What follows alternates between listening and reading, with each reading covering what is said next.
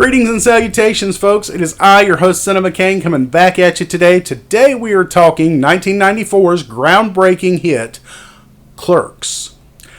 Why do I say groundbreaking? Well, because independent film had, been coming up in the world in the last, 5 or so years in 94, and Kevin Smith made a name for himself. And he has continued to be both a presence in the film industry, the podcast world, and for a brief time, the world of animation. Maybe I'll do a bit on the Clerks cartoon series that I absolutely adore at some point. In fact, if you'd like a podcast-length episode about the Kevin Smith's View Askew universe, let me know. So, Clerks. If you know, you know, but the line that most people quote more often than not from this movie is, "I'm not even supposed to be here today." The plot to Clerks is very simplistic.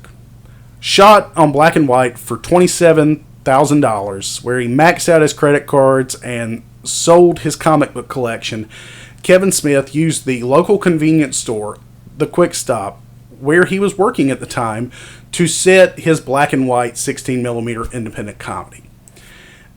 It's all about Dante Hicks and Randall Graves, two friends. Doesn't really say how long they've known each other, but it's been for years. And the two of them, in a day-to-day, working at RST Video, next door to the Quick Stop, and what goes on in the daily life of a convenience store clerk. With memorable characters like Dante and Randall, not to mention the triumphant duo of Jay and Silent Bob. What's not to love? The movie, somewhat dated now, 30 years later, but not to the point that it's still not enjoyable. It is a testament to what a group of friends that have an idea to make a movie can do. I love Clerks. I think it's still probably within my top 3 Kevin Smith films. And depending on the time of year and what age I am when you ask me, it may rank higher. But it's always within the top 3. I absolutely love the original Clerks. I think that it's one of those movies that if you're part of a certain generation, in this case part of 2 certain generations, because it's sort of a Gen X thing, but it's also sort of a millennial thing.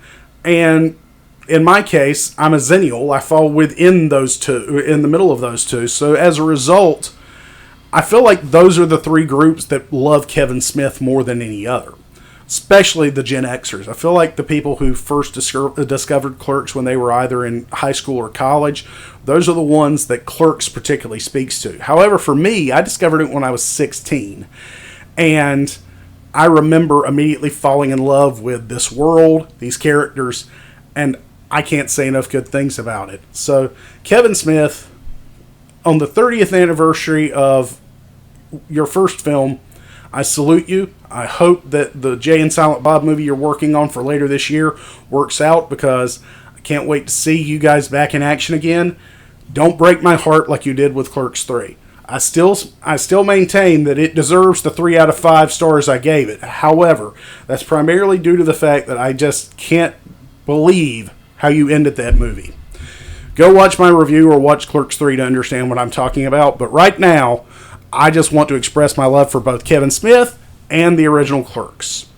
I'm your host, Cinema Kane. I hope you enjoyed this review of Clerks. If you did, don't forget to click like. Don't forget to subscribe. Don't forget to click that bell notification so you know every time Cinema Kane has a new video uploaded.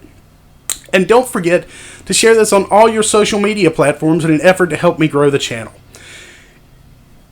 If you enjoyed this review, I really appreciate all of you who have helped me at this point by subscribing and watching my videos. And I'll see you next time at the video store.